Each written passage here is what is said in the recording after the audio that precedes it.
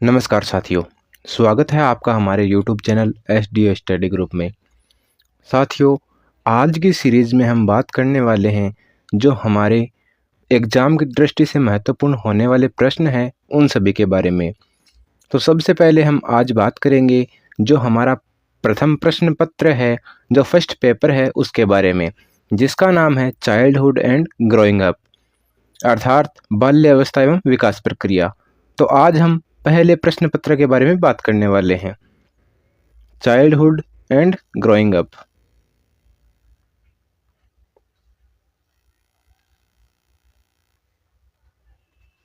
पहला प्रश्न है, शैक्षिक मनोविज्ञान की परिभाषा लिखिए। शैक्षिक मनोविज्ञान की परिभाषा क्या है, इसका अर्थ क्या है? शैक्षिक मनोविज्ञान मनोविज्ञान की वह शाखा है जो शिक्षा के क्षेत्र में मानव के व्यवहार, सीखने की प्रक्रिया और शिक्षण अधिगम, बालक के विकास तथा व्यक्तिगत विभिन्नताओं का अध्ययन कराती है।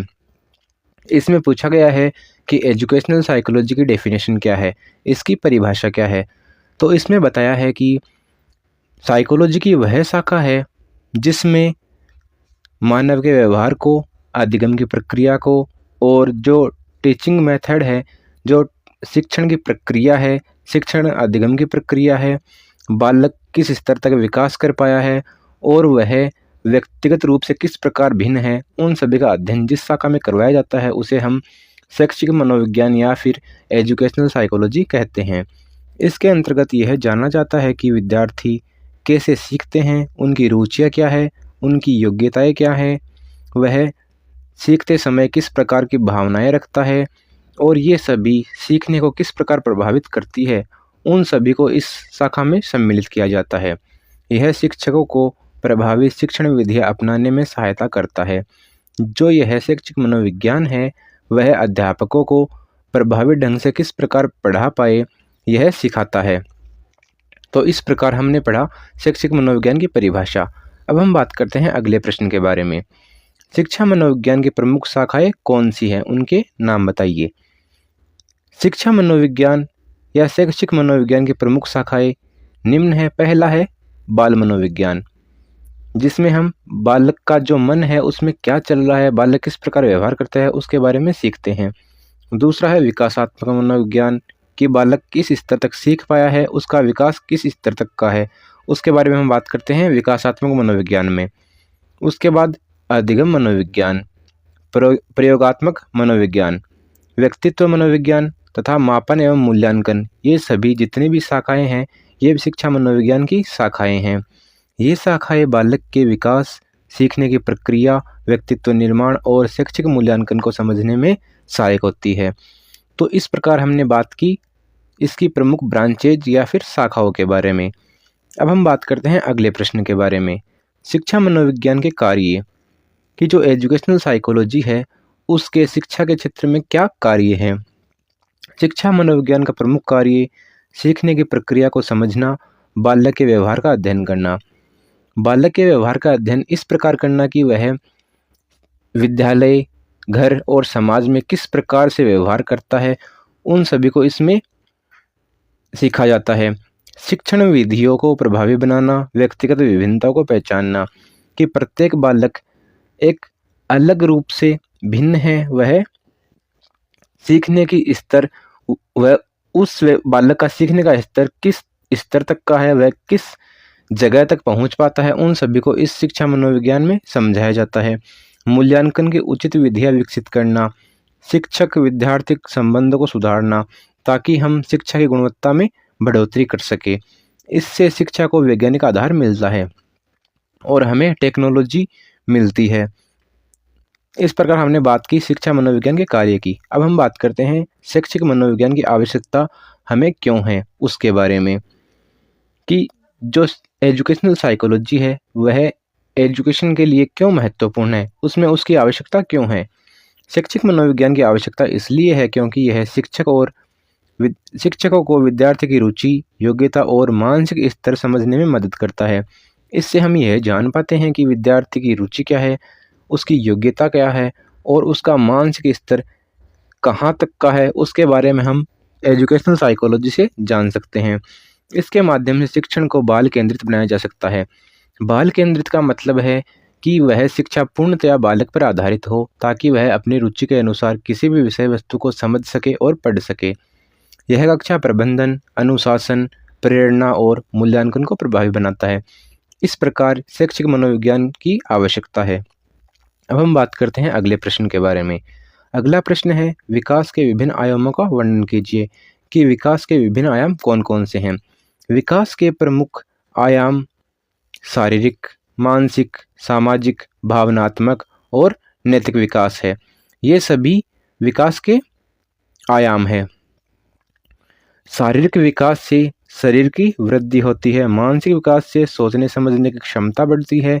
सामाजिक विकास से सहयोग और समायोजन आता है, जबकि भावनात्मक विकास से संतुलन और नैतिक विकास से सही गलत का ज्ञान करवाया जा सकता है। तो इस प्रकार ये सभी आयाम अपनी अपनी जगह पर महत्वपूर्ण है। शारीरिक, मानसिक, सामाजिक, भावनात्मक और नैतिक विकास, ये सभी विकास के आयाम है। अब हम बात करते हैं अगले प्रश्न के बारे में। अगला प्रश्न है, वृद्धि एवं विकास में क्या अंतर है, उसको स्पष्ट कीजिए। वृद्धि मात्रात्मक होती है।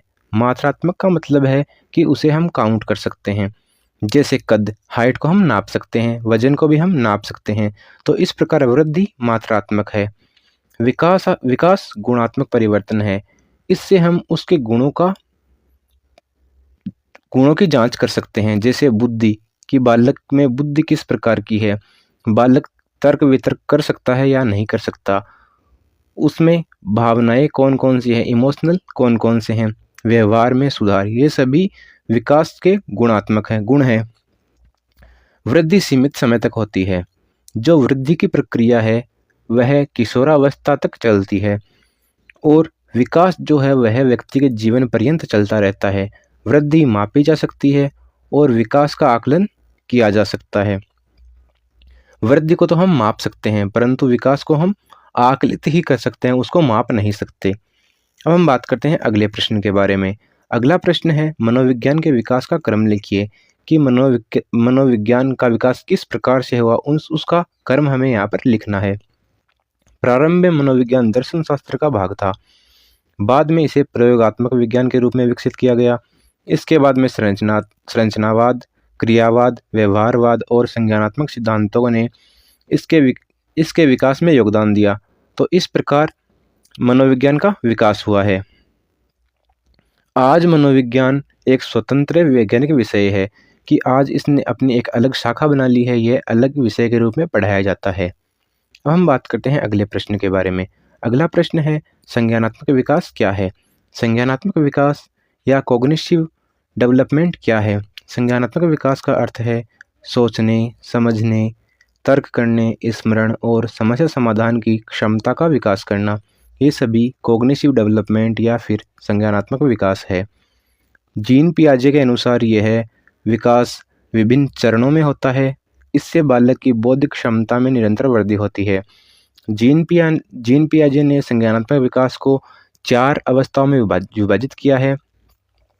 पहली अवस्था है संवेदीपेशीय अवस्था, दूसरी है प्राक या पूर्व संक्रियात्मक अवस्था, तीसरी है मूर्त संक्रियात्मक अवस्था और चौथी है अमूर्त संक्रियात्मक अवस्था, जिसे हम ठोस अवस्था भी कहते हैं। तो इस प्रकार जीन पियाजे ने संज्ञानात्मक विकास को 4 अवस्थाओं में विभाजित किया है। अब हम बात करते हैं अगले प्रश्न के बारे में।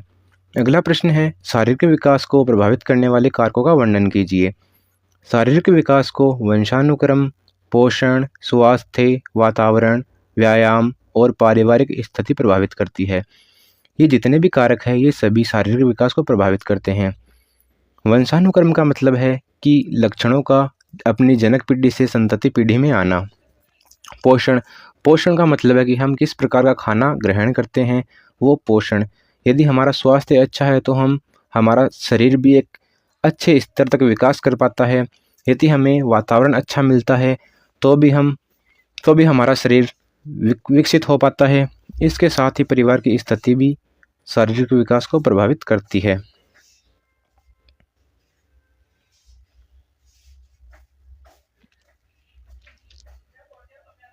उचित आहार और स्वस्थ वातावरण से शारीरिक विकास अच्छा होता है, जबकि रोग और कुपोषण विकास को बाधित करते हैं।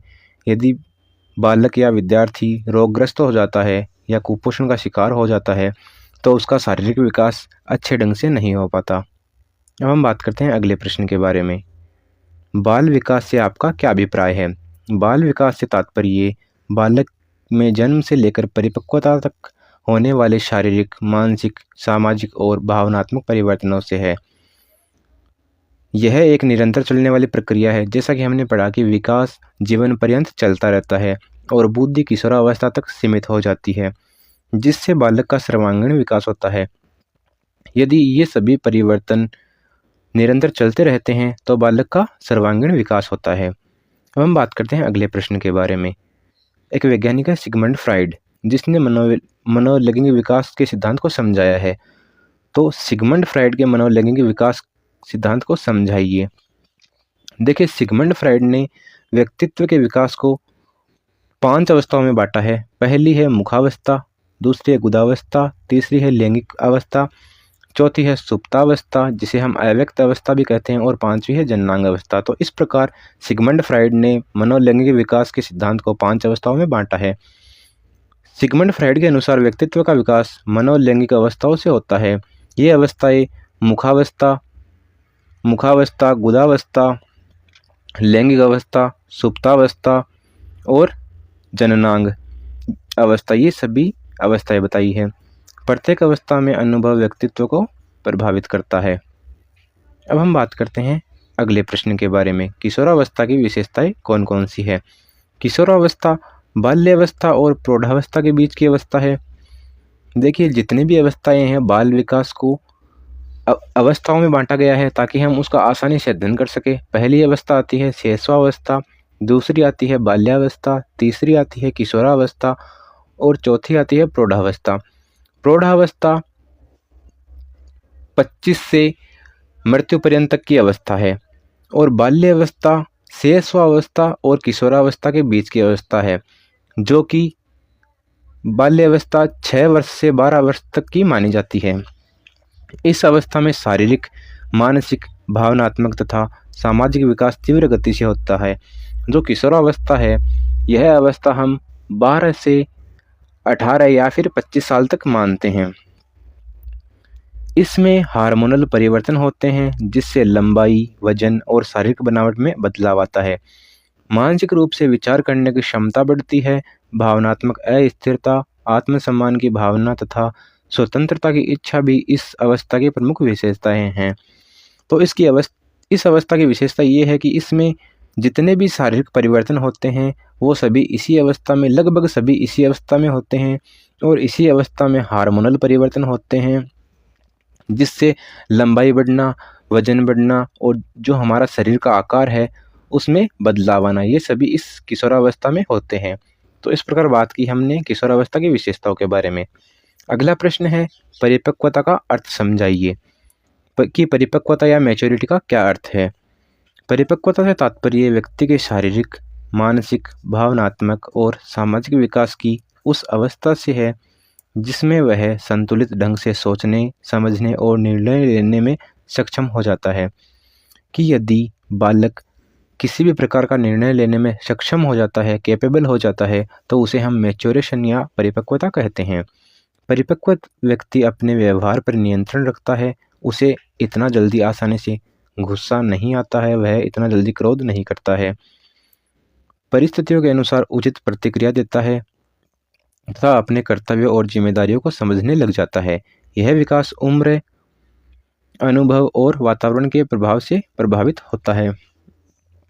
अब हम बात करते हैं अगले प्रश्न की। अगला प्रश्न है व्यक्तित्व विकास के लिए समस्या समाधान विधि कौन सी है?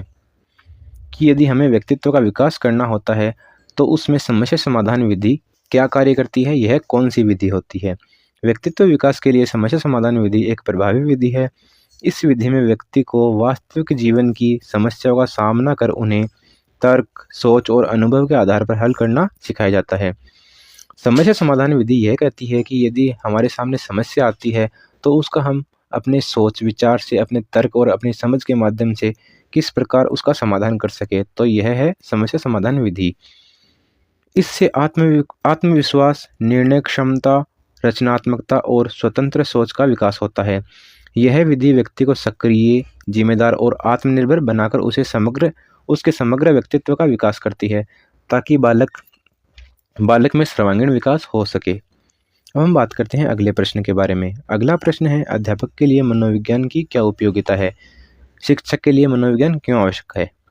मनोविज्ञान अध्यापक के लिए अत्यंत उपयोगी है। इसके माध्यम से अध्यापक बालक की रुचि, योग्यता, बुद्धि, भावनाओं और व्यक्तिगत विभिन्नताओं को समझ पाता है। इससे वह विद्यार्थियों की मानसिक अवस्था के अनुसार शिक्षण विधियों का चयन कर सकता है। मनोविज्ञान अनुशासन बनाए रखने, प्रेरणा देने तथा शिक्षण अधिगम प्रक्रिया को प्रभावी बनाने में सहायक होता है। इससे अध्यापक एक सफल एवं संवेदनशील शिक्षक बन पाता है। कि अध्यापक के लिए मनोविज्ञान इसलिए आवश्यक है ताकि वह बालक को उसकी रुचि के अनुसार, उसकी योग्यता के अनुसार सिखा पाए, ताकि हम अध्यापन की जो प्रक्रिया है, जो शिक्षण की प्रक्रिया है, उसको प्रभावी बना पाए और बालक को एक सही दिशा दे पाते हैं। तो इस प्रकार यह मनोविज्ञान शिक्षक के लिए उपयोगी है। अब हम बात करते हैं बुद्धि की अवधारणा की। बुद्धि की अवधारणा क्या है? बुद्धि वह मानसिक क्षमता है जिसके द्वारा व्यक्ति सोचता, समझता, सीखता और समस्याओं का समाधान करता है। बुद्धि का मतलब है इंटेलिजेंस या बुद्धि। बुद्धि के द्वारा हम सोच विचार कर पाते हैं, किसी भी विषय वस्तु को समझ पाते हैं और किसी नए व्यवहार को सीख पाते हैं और समस्याओं का समाधान कर पाते हैं। तो यह बुद्धि के द्वारा ही संभव हो पाता है। इसके माध्यम से व्यक्ति नए अनुभवों से ज्ञान प्राप्त करता है। परिस्थितियों के अनुसार वह अपने व्यवहार में परिवर्तन करता है। जिस प्रकार की उस व्यक्ति को परिस्थितियाँ मिलेगी, उसके अनुसार ही अपने व्यवहार में परिवर्तन कर लेता है, ताकि वह समायोजन कर सके। बुद्धि में तर्क शक्ति, स्मरण शक्ति, कल्पना, निर्णय लेने की क्षमता और अनुकूलन की योग्यता सम्मिलित होती है। जो बुद्धि है उसमें तर्क शक्ति, स्मरण शक्ति, कल्पना, निर्णय लेने की क्षमता, अनुकूलन की योग्यता, ये सभी इसमें सम्मिलित की जाती है। यह व्यक्ति के समग्र मानसिक विकास का महत्वपूर्ण आधार है। जो बुद्धि है उसके द्वारा ही हम मानसिक विकास को विकसित कर पाते हैं। अब हम बात करते हैं अगले प्रश्न के बारे में। अगला प्रश्न है, मेस्लो का आवश्यकता पदानुक्रम सिद्धांत समझाइए। एक वैज्ञानिक है जिसका नाम है मेस्लो और इसने बुद्धि का एक सिद्धांत प्रतिपादित किया जिसका नाम है आवश्यकता पदानुक्रम का सिद्धांत। मेस्लो का आवश्यकता पदानुक्रम सिद्धांत मानव आवश्यकताओं को क्रमबद्ध रूप में प्रस्तुत करता है। इसके अनुसार मानव की आवश्यकताएं 5 स्तरों में होती है। पहली है शारीरिक आवश्यकता। शारीरिक आवश्यकता का मतलब है कि बालक को खाना पीना मिलना चाहिए, पोषण मिलना चाहिए। उसके बाद में है सुरक्षा की आवश्यकता, कि बालक सुरक्षित है या नहीं है। उसके बाद है सामाजिक आवश्यकता, जो कि तीसरी आवश्यकता है। चौथी आवश्यकता है सम्मान आवश्यकता और अंतिम और पांचवी आवश्यकता है आत्म साक्षात्कार की आवश्यकता, कि सेल्फ इंटरव्यू किस प्रकार किया जाए।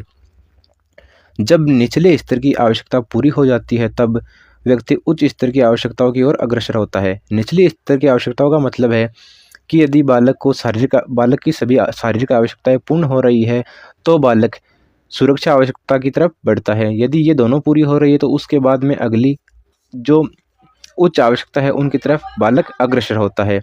यह सिद्धांत मानव प्रेरणा और व्यवहार को समझने में सहायक है। तो इस प्रकार मेस्लो ने आवश्यकता पदानुक्रम के सिद्धांत को 5 अवस्थाओं में विभाजित किया है। अब हम बात करते हैं अगले प्रश्न के बारे में। अगला प्रश्न है, मूर्त बुद्धि किसे कहते हैं? मूर्त बुद्धि से तात्पर्य उस बुद्धि से है जो प्रत्यक्ष वस्तुओं, चित्रों और ठोस अनुभवों के माध्यम से कार्य करता है। तो मूर्त बुद्धि वह बुद्धि है जिसके द्वारा हम प्रत्यक्ष का मतलब है कि उसे हम देख सकते हैं, छू सकते हैं या स्पर्श कर सकते हैं। तो इन सभी प्रकार का जो अनुभव हम करते हैं वह मूर्त बुद्धि के द्वारा करते हैं। इसमें व्यक्ति देखकर, छूकर और अनुभव करके सीखता है। यह बुद्धि मुख्यतः बाल्यावस्था में अधिक सक्रिय होती है तथा गणित, विज्ञान और दैनिक जीवन की समस्याओं को समझने में सहायक होती है। तो जो मूर्त बुद्धि है वह सभी प्रकार की समस्याओं के समाधान में भी सहायक होती है। अब हम बात करते हैं अगले प्रश्न के बारे में। अगला प्रश्न है, सृजनात्मकता से आप क्या समझते हैं, कि क्रिएटिविटी क्या है? सृजनात्मकता से तात्पर्य व्यक्ति की उस कैपेसिटी या क्षमता से है जिसके द्वारा वह नए, मौलिक और उपयोगी विचारों का सृजन करता है, उसको बनाता है। इसमें कल्पना शक्ति, मौलिक सोच और नवीन दृष्टिकोण का समावेश होता है। सृजनात्मक व्यक्ति समस्याओं को नए ढंग से हल कर पाता है और कला, विज्ञान, साहित्य एवं दैनिक जीवन में नवाचार या इनोवेशन करता है, नई नई वस्तु का निर्माण करता है। यह व्यक्तित्व विकास का महत्वपूर्ण गुण है।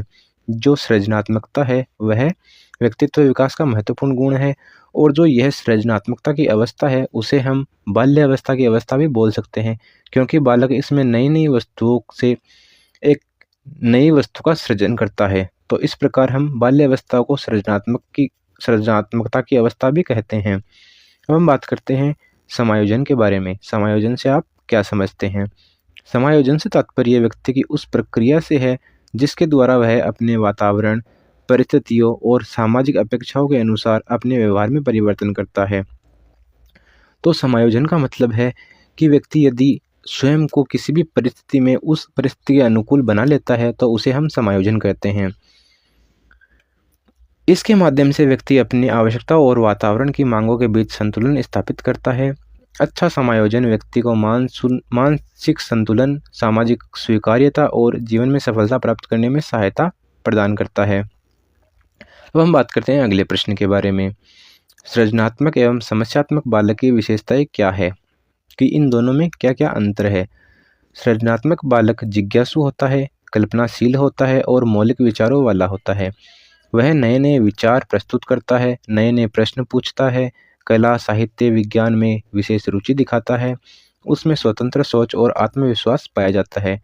जो सृजनात्मक या क्रिएटिव बालक है वह किसी भी विषय वस्तु को जानने के लिए इच्छुक होता है। वह नई नई वस्तु को जानना चाहता है, वह नए नए प्रश्न पूछता है, जिसके कारण उसमें आत्मविश्वास या कॉन्फिडेंस बढ़ जाता है। इसके अलावा समस्यात्मक जो बालक है वह व्यवहार, भावनाओं और समायोजन में कठिनाई अनुभव करता है।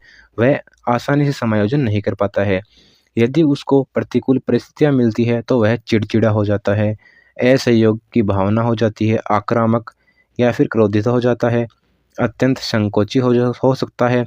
उसे पढ़ाई, अनुशासन या सामाजिक संबंधों में समस्या होती है। उचित मार्गदर्शन से दोनों प्रकार के बालक का विकास संभव है। यदि सृजनात्मक और समस्यात्मक दोनों बालकों को उचित मार्गदर्शन दिया जाए तो ये दोनों प्रकार के बालक ही समस्यात्मक विधि के द्वारा समस्या का समाधान कर पाते हैं। अब हम बात करते हैं अगले प्रश्न के बारे में। व्यक्तित्व को प्रभावित करने वाले कारक, कि व्यक्तित्व को प्रभावित करने वाले कारक कौन कौन से हैं। व्यक्तित्व को प्रभावित करने वाले प्रमुख कारकों में वंशानुक्रम, वातावरण, परिवार, विद्यालय, समाज और संस्कृति शामिल है। वंशानुक्रम से शारीरिक बनावट और कुछ मानसिक गुण प्राप्त होते हैं। इसके साथ ही परिवार से बालक में संस्कार, आदतें और भावनात्मक विकास होता है। और विद्यालय और शिक्षक के द्वारा बालक के व्यक्तित्व का निर्माण किया जाता है। समाज के द्वारा उसे मित्र समूह मिलता है, वह नई नई वस्तु का अनुभव करता है, तथा शिक्षक भी व्यक्ति के व्यवहार, सोच और समग्र व्यक्तित्व को प्रभावित करते हैं। तो इस प्रकार ये थे व्यक्तित्व को प्रभावित करने वाले कारक। अब हम बात करते हैं अगले प्रश्न के बारे में। युंग के अनुसार व्यक्तित्व के प्रकार कौन कौन से हैं। एक वैज्ञानिक थे युंग, जिसे हम जुंग भी बोलते हैं। इस वैज्ञानिक ने व्यक्तित्व या पर्सनैलिटी को दो भागों में बांटा है। पहला है अंतर्मुखी और दूसरा है बहिर्मुखी। मनोविज्ञान कार्ल युंग के अनुसार व्यक्तित्व के प्रमुख दो प्रकार होते हैं। पहला है अंतर्मुखी या इंट्रोवर्ट और दूसरा है बहिर्मुखी या एक्सट्रोवर्ट। अंतर्मुखी व्यक्ति अपने भीतर की दुनिया में अधिक रुचि रखता है। वह कम बोलने वाला होता है, विचारशील होता है, एकांत प्रिय होता है और आत्म केंद्रित होता है। जो महान वैज्ञानिक बनते हैं, दार्शनिक बनते हैं, वे सभी बालक अंतर्मुखी होते हैं, क्योंकि वह अपने आप में नए नए विचारों का सृजन करते रहते हैं और एक अपने जीवन को नई दिशा प्रदान करते हैं। इसके साथ ही बहिर्मुखी व्यक्ति बाहरी वातावरण, लोगों और सामाजिक गतिविधियों में रुचि रखता है। वह मिलनसार होता है, सक्रिय एक्टिव होता है, आत्मविश्वासी होता है, खुलकर अपने विचार व्यक्त करने वाला होता है। वह किसी भी नए व्यक्ति से आसानी से बात कर लेता है। तो इस प्रकार ये थे इंट्रोवर्ट और एक्सट्रोवर्ट। युंग के अनुसार व्यक्तित्व का व्यवहार इन्हीं प्रकारों के आधार पर समझा जा सकता है। तो हमने बात की युंग के अनुसार व्यक्तित्व के प्रकार, जिसमें उसने दो प्रकार बताए। पहला है इंट्रोवर्ट और दूसरा है एक्सट्रोवर्ट। तो इस प्रकार आज हमने बात की महत्वपूर्ण प्रश्नों के बारे में। अब हम बात करेंगे अगले प्रश्न पत्र के बारे में। धन्यवाद।